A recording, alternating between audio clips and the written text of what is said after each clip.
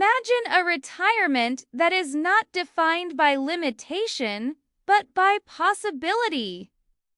A life stage that goes beyond simply surviving on a pension, where dignity, rest, and joy are not luxuries, but basic expectations.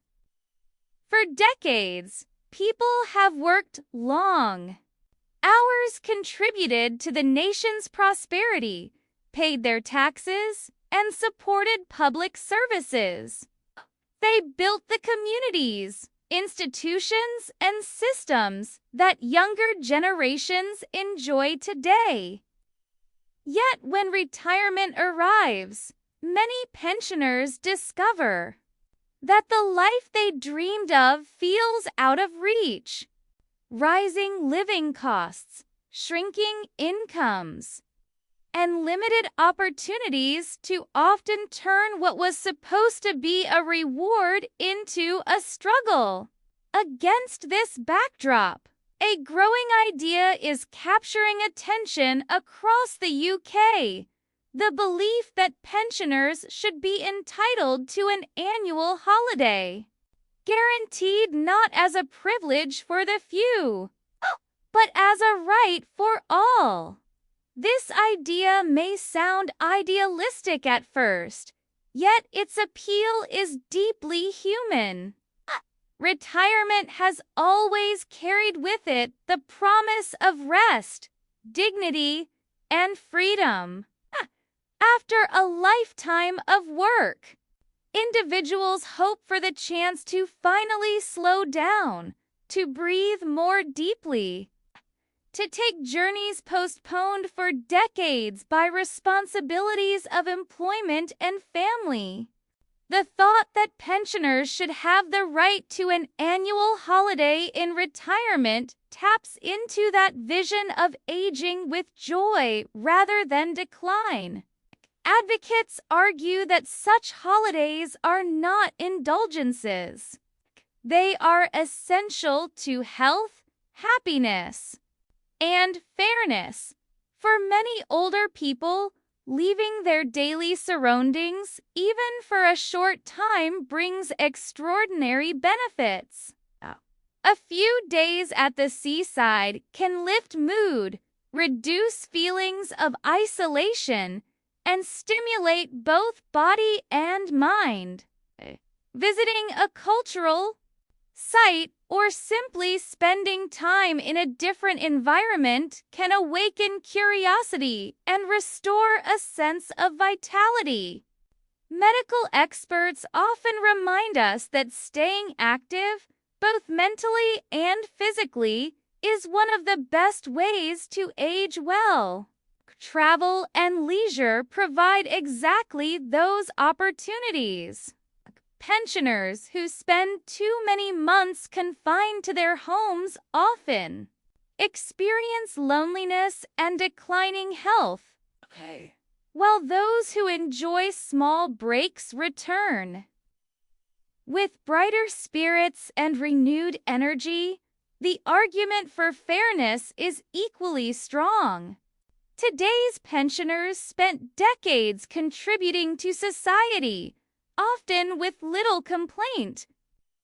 They worked in factories, offices, hospitals, and schools.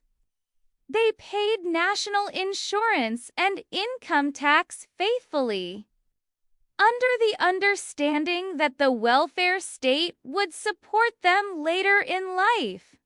Working people enjoy paid holidays as a basic right, enshrined in employment law. So why should older citizens who gave so much to society be denied even a single guaranteed holiday each year after a lifetime of service? Framing holidays as a right for pensioners is not about indulgence, but recognition. It acknowledges that their contributions built modern Britain. And that they deserve not just subsistence, but dignity and joy in return. Of course, Critics raise the question of cost. The state pension system is already under scrutiny, with intense debates about the sustainability of the triple lock, the fairness of the retirement age, and the burden on younger taxpayers. Adding a right to an annual holiday may seem extravagant in such a climate. Yet supporters suggest that the policy could be designed with practicality in mind. Instead of promising luxury foreign trips, the scheme could focus on modest, meaningful domestic breaks. Subsidized travel vouchers, discounted accommodation partnerships, or government-backed holiday programs could make holidays accessible without overwhelming public finances. There are precedents elsewhere in Europe. Countries like Spain, France, and Italy have schemes that provide older people with heavily discounted travel, subsidized holidays, and partnerships with tourism industries. These programs are not seen as wasteful luxuries, but as sensible investments in public well-being. They recognize that supporting pensioners' happiness and health is a public good. The UK advocates argue could learn from these examples, tailoring its own system to balance cost with impact. What makes this proposal particularly compelling is the potential for indirect savings. Loneliness, isolation, and inactivity among older people impose heavy costs on the NHS and social care systems. Annual holidays could reduce those burdens by improving mental health, encouraging physical activity, and providing social engagement. A pensioner who enjoys a week away by the coast may return healthier, happier, and less dependent on costly interventions. In this way, what appears at first to be an expense could ultimately save money while also enriching lives. Beyond economics, the human stories illustrate the value most vividly. Imagine a 75-year-old widower living alone in a small flat in Birmingham. His days are quiet, his routines repetitive, and his social connections fading. A short week by the seaside, made possible by a holiday entitlement scheme, could transform his outlook. Meeting new friends, breathing in the sea air, and experiencing a change of scene might give him memories and energy to carry into the months ahead. Or consider an elderly couple who once loved to travel but now struggle to afford even a weekend away. An annual holiday could rekindle their sense of adventure, remind them of earlier joys, and affirm that retirement is still a time of possibility. These are not luxuries.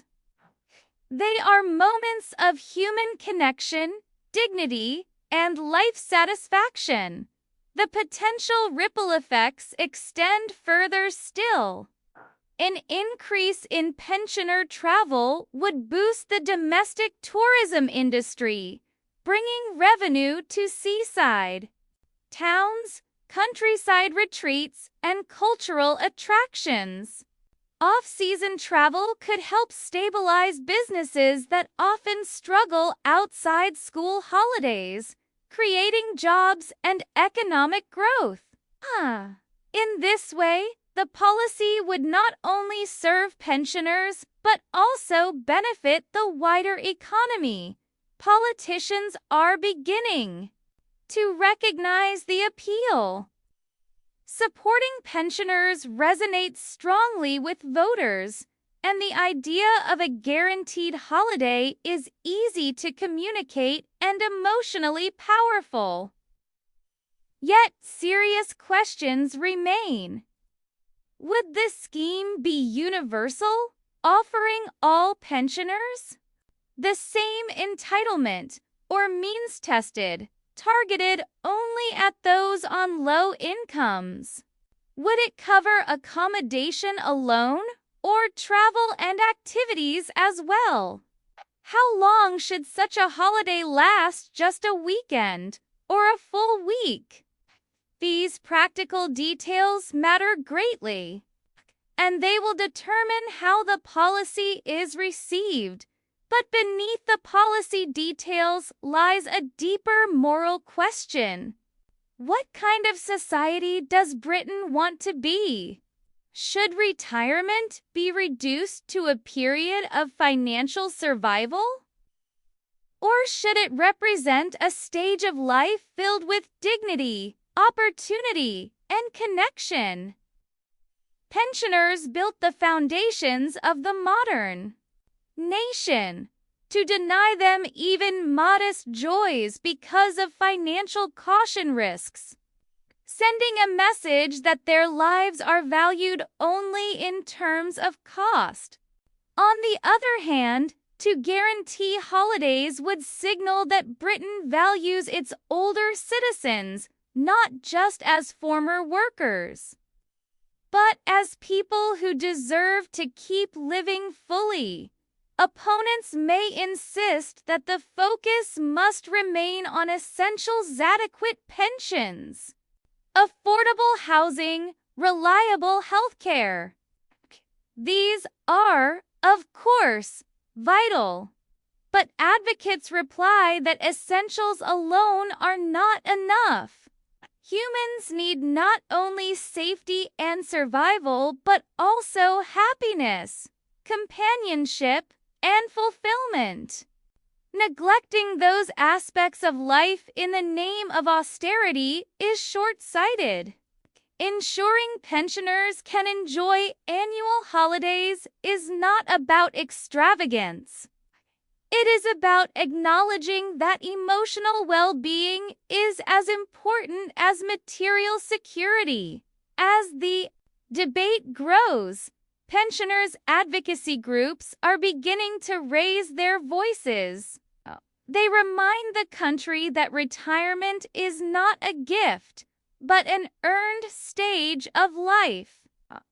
They call on policymakers to show boldness and compassion, to innovate, and to stop treating older people as burdens. The idea of an annual holiday may once have seemed radical, even utopian.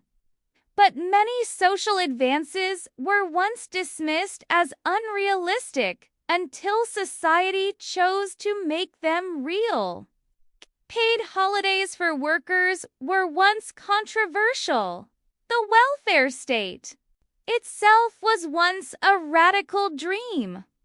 Today, both are seen as foundations of fairness and decency. Perhaps in the future, the right to an annual holiday in retirement will be regarded the same way. For now, the conversation continues. Pensioners are hopeful, budget watchers are cautious, and politicians weigh the costs against the moral and economic benefits. Yet one truth has been brought into the open. Retirement should be more than mere survival. It should be a time of reward, recognition, and joy. A holiday each year is not just about travel. It is a way of telling every pensioner, you have worked, you have contributed, you have lived on, you still deserve to keep living fully. That, in the end, may be the greatest legacy a society can offer to those who built it.